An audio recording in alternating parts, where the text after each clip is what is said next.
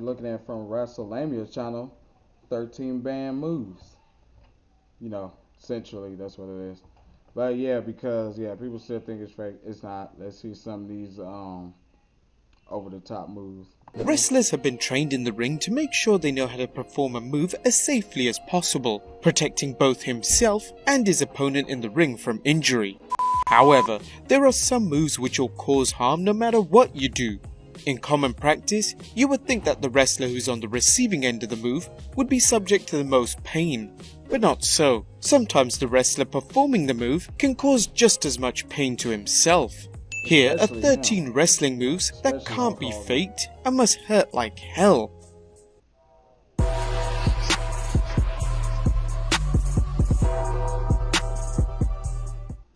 Number 1. The Chop. Sure, it's easy to say, as your favourite grappler delivers a knife-edge chop to their opponent, but have you ever thought what it feels like to take a chop? Delivering a chop is going to hurt no matter what, because it's a move that can't be worked. Even worse for the wrestlers on the receiving end is that many wrestlers like to put some sizzle into their chops to make them look as real as possible. Back in the day, veterans such as Wahoo McDaniel or Greg the Hammer Valentine threw chops they could send their opponents into next Tuesday. When you heard the smacking of flesh, you also saw a red handprint on them that stunk for the next week. Just look at the welts on Daniel Bryan's chest at the Greatest Royal Rumble to know that the chop can cause some serious pain. Number 2. The Kawada Driver / Ganso Bomb.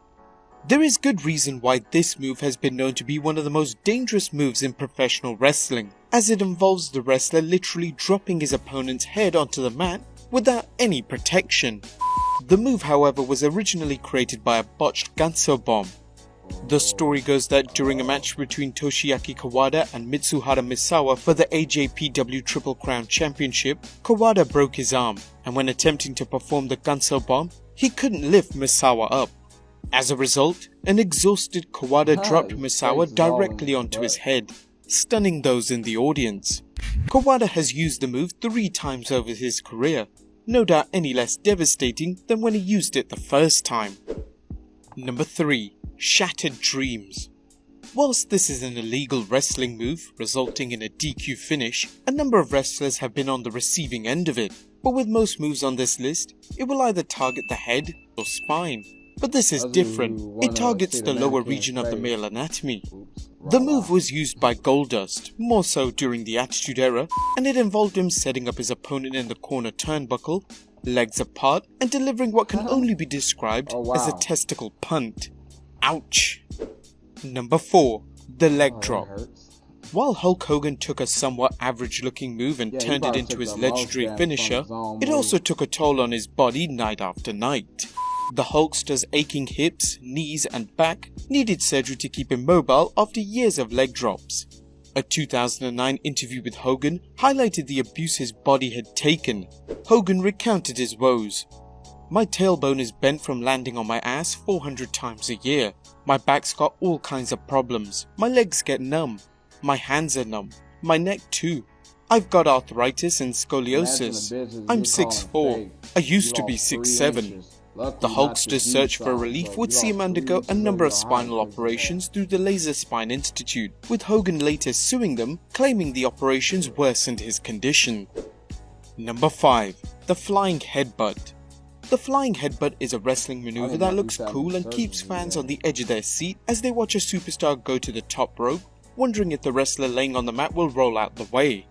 Unfortunately, the fans should really be wondering how much spine damage the wrestler performing the move takes every time they execute it. Renowned 7-time National Wrestling Alliance World Heavyweight Champion Harley Race used the diving headbutt and recognized the move's dangers, experiencing the wear and tear on his body. Race is said to have cautioned Chris Benoit about the move's toll on the body, particularly when performed off the top rope. While we may never know for sure, it's believed Benoit's history of spinal problems and possibly his concussions were exacerbated by the diving headbutt. Wrestlers would be wise to stop performing this spine-busting maneuver. Number 6. The Double Underhook Facebuster. The pedigree is one of the most recognized finishers in wrestling, made famous by Triple H. He's performed the move in the WWE for over 20 years, but some fans aren't aware that this move is a modified version of a double underhook facebuster. This would see a wrestler underhook the opponent's arms, much like a pedigree, but on this occasion, devastatingly drive his opponent's head directly into the mat. With no way to protect yourself, the move no doubt hurts and it could easily cause serious neck injuries. Number 7. The military press. How? Professional wrestling has seen some true powerhouses. Superstars who can hoist their opponents over their head and press them up and down like a human barbell. While this is impressive, it's not much fun when the wrestler drops the opponent. Over the years, wrestlers such as the Ultimate Warrior earned a reputation for haphazardly dumping his opponent onto the mat, and while others take a more guarded approach, it's next to impossible to land just right.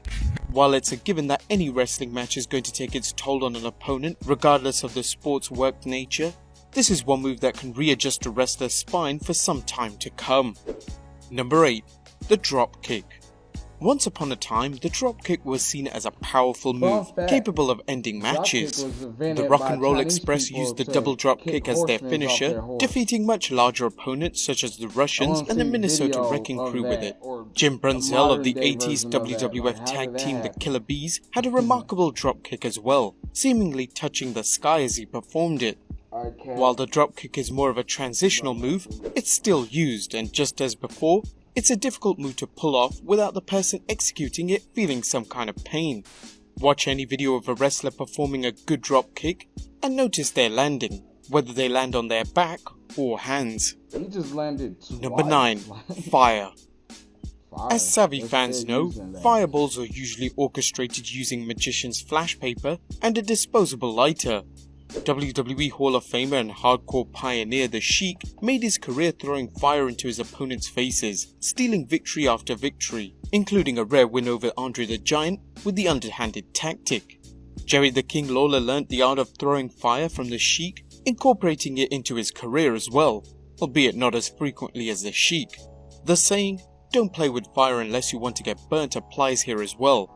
While opponents who take the fire aren't going to end up looking like Freddy Krueger, as flash paper burns up almost instantly, the heat from the flames in your face are no doubt going to hurt. Number 10. The Flying Elbow Drop.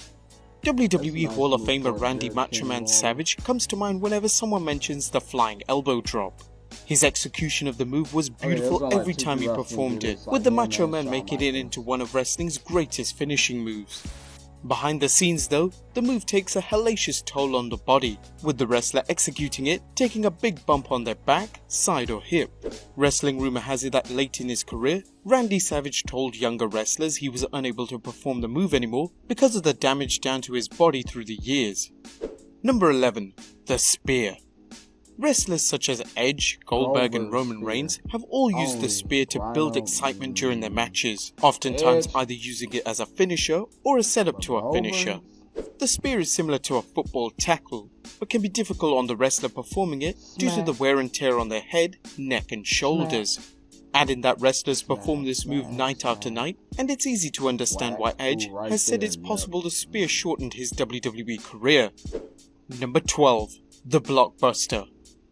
Despite his current status as wrestling's laughingstock for the way he ruined a shot in the WWF during the Attitude Era, and not to mention the infamous Judy Bagwell on a forklift match, wrestler Buff Bagwell enjoyed a consistent push in WCW, whether he was babyface Marcus Alexander Bagwell or the villainous Buff Bagwell.